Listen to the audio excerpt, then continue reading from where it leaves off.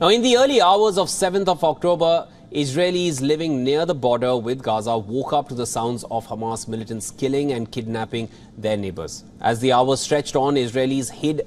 They were terrified. They wondered if they would even live through this nightmare.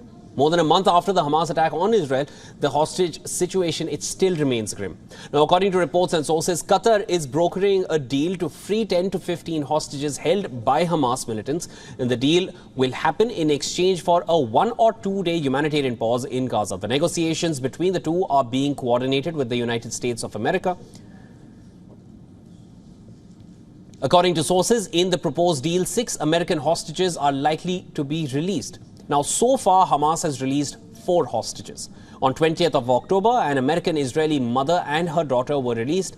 3 days later, 2 elderly Israeli women were freed by the militant group, raising hopes about the effectiveness of hostage negotiations. Now, it has been over a month since the war broke out. When on the 7th of October, Hamas attacked Israel, they took with them some 240 people who are being held hostage in Gaza.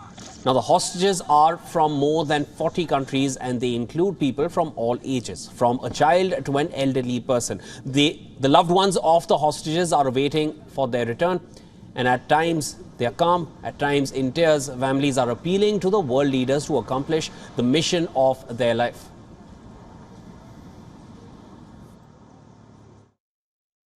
We will do anything it takes to bring them back home.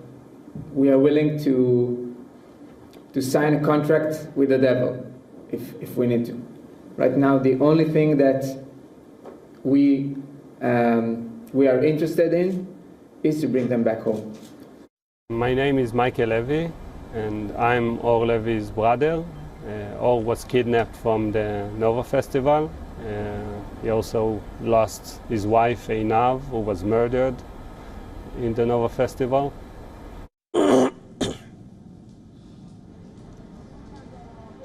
Listening to the ordeal of these relatives in Jerusalem, more than 200 beds were set up outside the Jerusalem mayor's office to call for their release. The beds, which symbolize those held captive, were put by about 100 activists and families from villages attacked by Hamas.